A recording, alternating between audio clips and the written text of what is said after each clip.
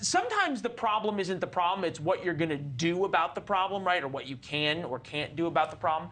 At what point, and you think about some of these numbers, 55% of Americans saying that they're cutting back on their groceries. Yep. And the economic issues have now sort of seeped deep into the American psyche.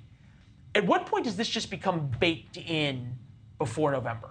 I mean, I think it could be baked in right now. I mean, Biden is just stuck. These polls that we're seeing the same kind of polls for months.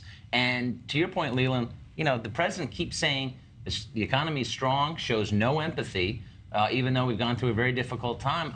We've talked to some Democratic strategists, have a story today saying, listen, he's got to show more empathy because what the status quo right now is not working. Biden is in tight races in Virginia, Minnesota, and New Hampshire. In order to win, Biden needs to win all three. Not two of the three, not one of the three, and they're all tight right now. Mm-hmm. All right, so Ashley, the idea of President Biden losing Virginia and Minnesota is pretty out there. If you're losing Virginia and Minnesota, this is a landslide. This is not 1980. This may be 1984, if you look at it like that. But how big, just from a campaign perspective, is it that you've got to care about Virginia and Minnesota and New Hampshire, and you can't focus your resources on Pennsylvania and Michigan? Well, it's actually a huge concern, and I think that that's why even with President Trump saying he's going to play in New York and Connecticut, or New York and New Jersey, he's trying to get Democrats to spend money there. And so the more money that they're spending in these other states that usually aren't in play, Virginia, you know, when was the last time we won Virginia?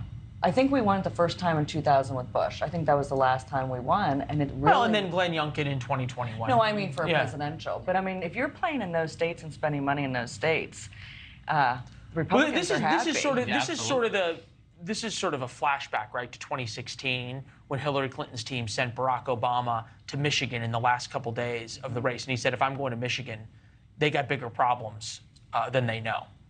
Right, and then, of course, Hillary Clinton was not going to Wisconsin and other key states of that blue wall. So, you know, this is a real problem. The panic is setting in. The pressure is building on Biden to win that debate. Now, expectations may be a little low for Biden, but at the same time, he can't lose that debate.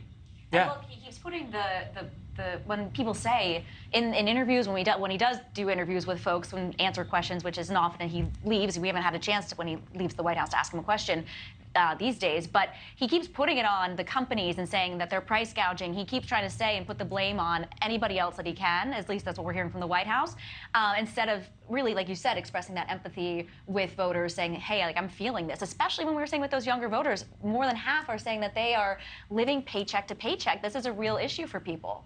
The third rail, I think, and I just want to get everybody to this, because I think this is a watershed moment for the Biden administration. This morning, the Wall Street Journal is out with a piece about President Biden's mental competency, and you all are nodding along. And it's something that everyone's discussed in Washington, but no media, and by that I mean sort of mainstream, big name, credible media. And Bob, you know, this was Biden mental fitness was something that was a conspiracy theory on the internet in 2020. Right. What does it mean for the White House now that it's a front page story in the Wall Street Journal?